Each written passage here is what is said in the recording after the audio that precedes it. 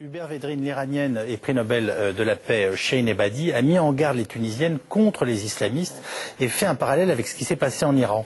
On peut oublier l'Iran, vous nous avez dit tout à l'heure, cessons les comparaisons, mais est-ce que vous comprenez sa mise en garde?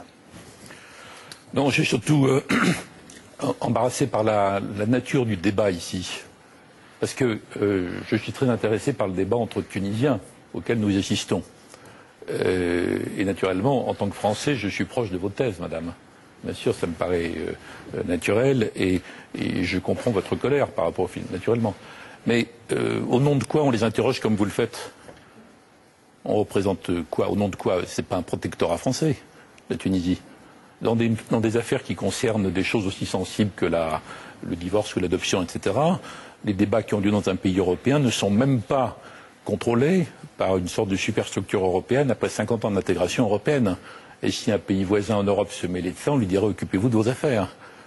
Donc il se passera en Tunisie. Je crois qu'il y a un respect des droits de l'homme, oui, non, mais, des droits humains, bien sûr, mais des droits humains en général. On n'est pas le gendarme, C'est dans son nom qu'on parle ici autour de cette table, je pense. Non, mais c'est très intéressant intellectuellement, c'est intéressant politiquement, mais ce qui va se passer en Tunisie dans les mois et les années qui viennent, on ne sait pas très bien.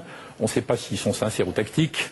On ne sait pas si les élites pensent des choses vont être débordées par la base, etc. On peut craindre que, etc. Bon. On fait semblant de passer. On ne donne pas de leçons quand on pose des questions. On s'interroge. Si, elles sont toutes orientées. Je veux dire, ça va dépendre de ce qui va se passer entre les Tunisiens et les Tunisiennes dans une sorte de rapport de force globale. La Tunisie n'est pas perdue au milieu de l'Asie centrale. La Tunisie est dans le Maghreb, très proche de la France.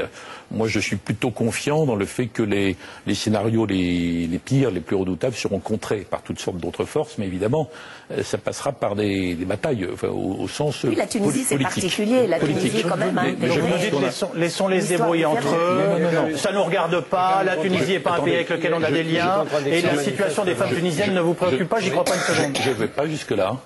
Mais je pense que globalement, nous gardons un ton qui est vraiment un ton de protectorat, qui est insupportable de paternalisme, qui n'a aucun effet, en plus. Bon, c'est pas la peine d'avoir applaudi à la démocratisation dans ces pays pour être épouvanté par les résultats. Bon, donc vous avouez que les deux sont liés. Si on a été ému par le printemps arabe, on doit s'étonner sur l'automne puis l'hiver qu'il devient. Il vaut mieux organiser une excellente émission comme celle que vous faites, entre Tunisiens qui représentent l'ensemble des tendances en Tunisie, d'autant que c'est très regardé, c'est écouté, ça peut avoir de l'impact, et les arguments modernes peuvent avoir de l'impact par rapport à ça. Mais on n'a pas, c'est peut-être un peu brutal, mais c'est pas à nous de trancher. On n'a pas à faire les non, juges. Mais l'interrogation, M. Védrine, l'interrogation par rapport à ce qui se passe au sud de la Méditerranée. Oui, mais profiter de l'espace de débat, c'est bien, je trouve ça bien, ça. De dire aussi comment faire face à cette nouveauté. Oui. Aujourd'hui, mais nous aurons à nous adapter à ces situations. Il faut qu'on essaie de les accompagner intelligemment, mais il ne faut pas qu'on soit comme des éléphants dans la porcelaine par rapport à ça.